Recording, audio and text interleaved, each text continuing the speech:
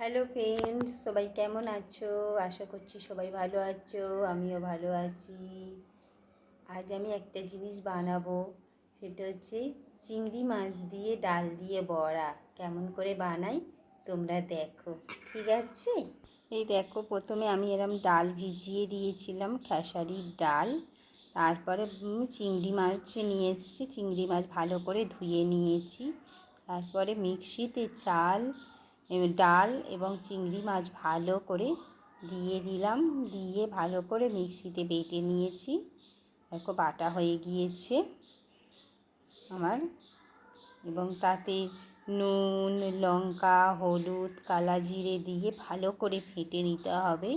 আমার ফাটা হয়ে গিয়েছে, দেখো সুন্দর করে। তারপরে কয়দিকে কড়াইতে বসানো আছে চাটু। আমি কড়াই তেল দিয়ে দিয়েছি, তেলটা গরম হলে তারপরে আমি ছোট ছোট বড়ার আকারে ভেজে নেবো। এই দেখো দিয়ে দিচ্ছি কড়াইতে, এবং ছোটো ছোটো বড়ার আকারে সুন্দর করে ভেজে নেবো। দেখো,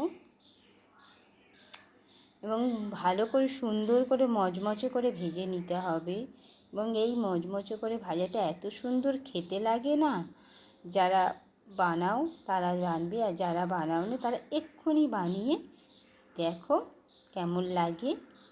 আশা করছি ভালো লাগবে তোমাদের ভিডিওটা দেখে। এই দেখো আমার অনেকগুলো ভাজা হয়ে গেছে, কেমন লাগলো তোমরা কমেন্ট করে জানিও। ধন্যবাদ।